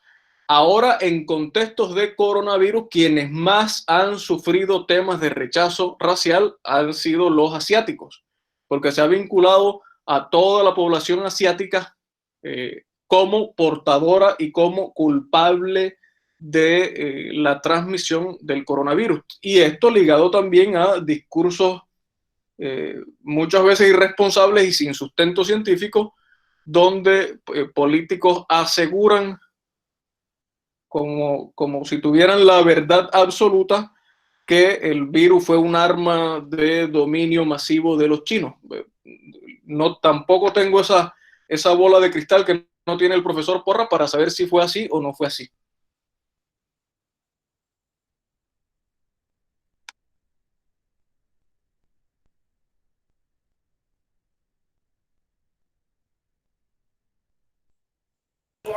Bueno, muchas gracias por su respuesta.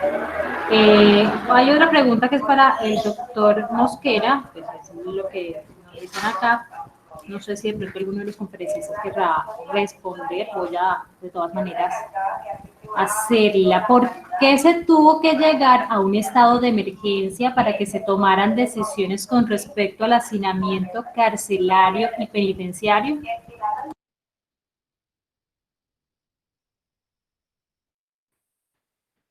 Bueno, atendiendo a que abordé también el tema del decreto 546 que el compañero Mosquera tomó, no es que lleguemos a solucionar a última hora una circunstancia, y como lo manifesté en mi conferencia, es una circunstancia que trae una problemática de años y años atrás.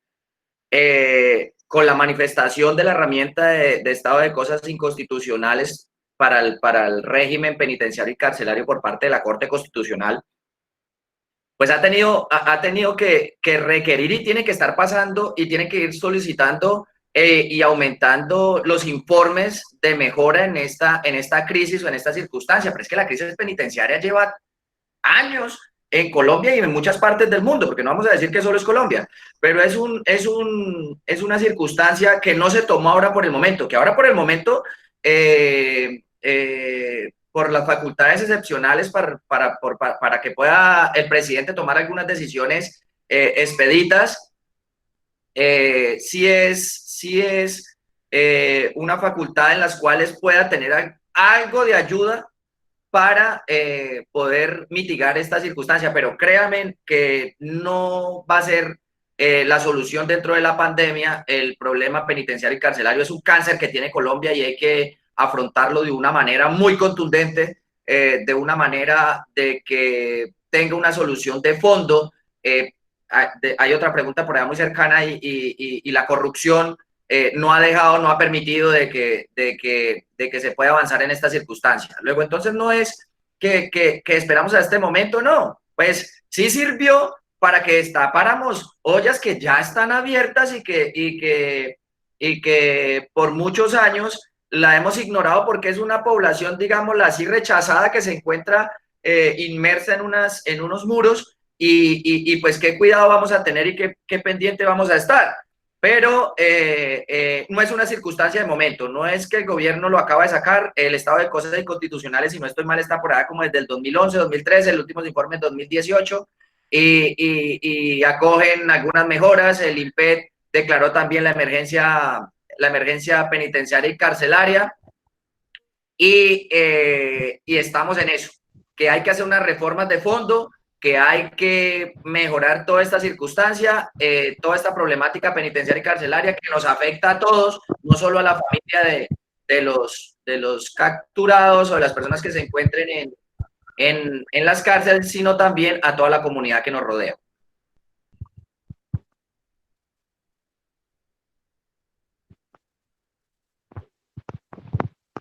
Bueno, perfecto, muchas gracias y nos despedimos del doctor Porras, que allí estuvo ya retirándose para cumplir otros compromisos. Seguimos entonces con preguntas que tienen referencia con el tema penitenciario. También era para el doctor, pero teniendo en cuenta que el doctor Porras también tocó un tema muy parecido, le preguntamos, si bien es cierto, en pro de evitar el hacinamiento y la propagación del virus, muchos de los reos saldrán en libertad, aún con limitaciones. La pregunta es, ¿qué tipos de delitos en particular tendrán en cuenta para otorgarles esa libertad?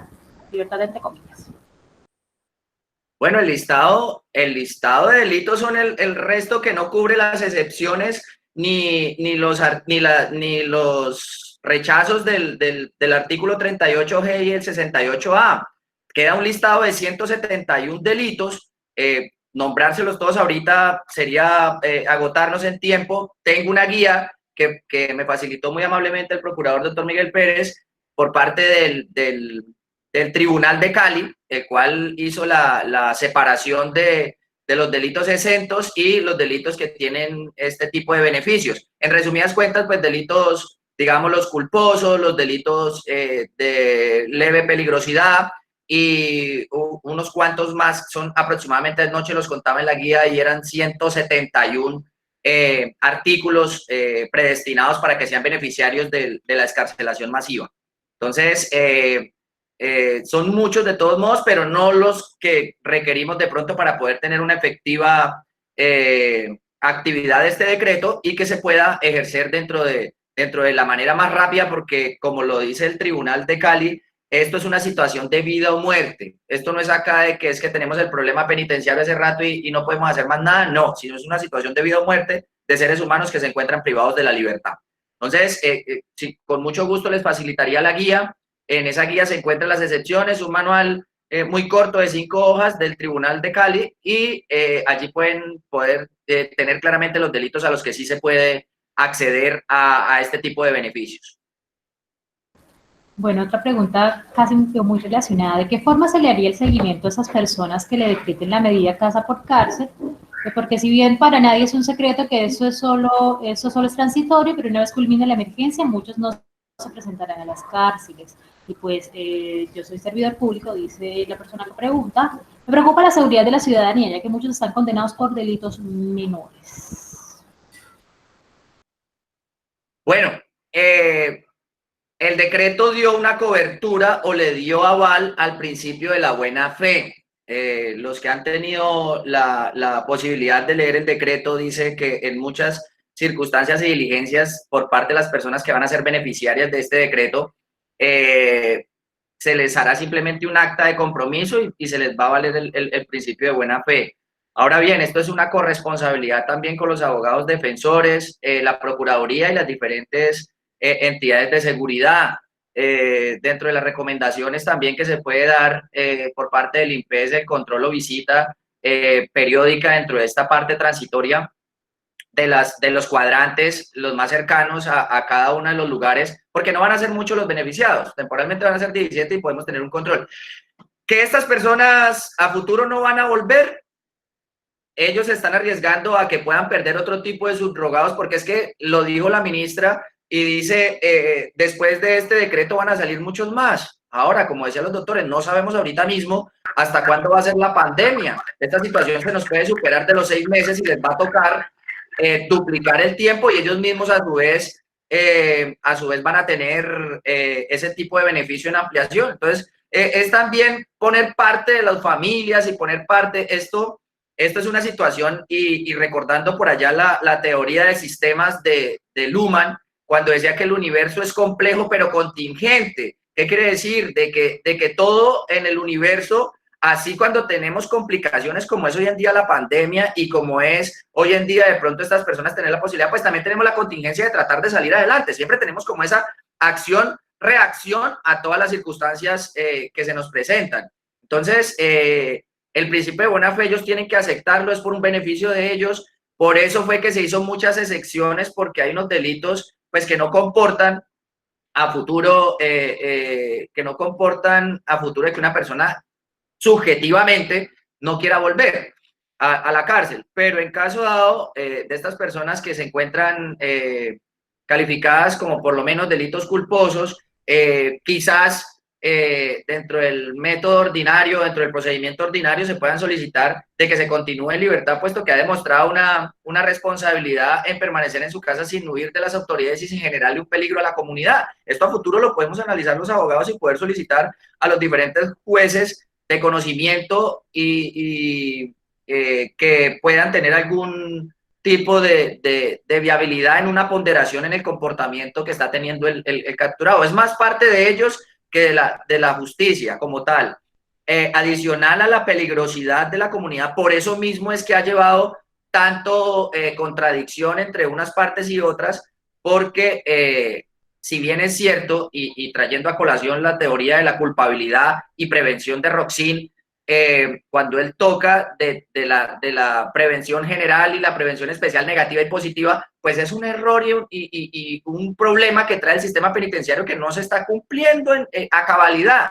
Nos lo tiene el código también en el numeral 4, en el artículo 4 de la ley 599 del 2000, en los cuales debemos tener unos fines de la pena que no se están cumpliendo, porque para eso es que se resocializa, por lo menos en el aspecto de resocialización, para que estas personas se puedan ingresar de nuevo a la sociedad y puedan hacer un bien, adicional de tener también este tipo de aspecto en que una sanción les sirva de escarmiento para que no vuelva a cometer más delitos. desde ese punto de vista. Entonces, esto es una corresponsabilidad de todos, entes territoriales, familiares, vecinos y demás. Ahora bien, las familias deben si bien es cierto, estas personas no están saliendo, por lo menos en el caso de Sucre, no están saliendo contaminadas, o por lo menos se les tiene que hacer unas pruebas mínimas o pruebas rápidas o aleatorias con relación al COVID, y que se puedan mantener o permanecer en sus viviendas. Ese es el fin del decreto, pero ya es más también responsabilidad de toda la comunidad, más de la familia, para poder afrontar esta circunstancia. No lo miremos desde el punto de vista nomás de la peligrosidad, porque ese análisis ya es realizado dentro del decreto, y pues todos sabemos también, y no es por avalar, que uno es bueno hasta que comete algún error. Entonces, a muchas personas les servirá y tengamos de pronto esa oportunidad de que muchas personas van a tener la oportunidad de compartir con sus familias y de pronto tener un cambio y mirar a futuro qué le puede servir en su proceso ese tipo de comportamiento. Tratar de ser responsable, que pueden ser muy responsables, cambiar sus actitudes, algunos hábitos que venían trayendo, y pues de pronto eso lo haga recapacitar del error que cometió. Pues si bien sabemos, todas las personas necesitamos una segunda oportunidad, pues ya que esta se le está brindando a esas personas que se encuentran privadas de su libertad. Eso sería un aspecto subjetivo que todos esperaríamos como sociedad. Pero acuérdense que nos basamos también en aspectos objetivos con relación al derecho penal que nos aqueja a nosotros en Colombia.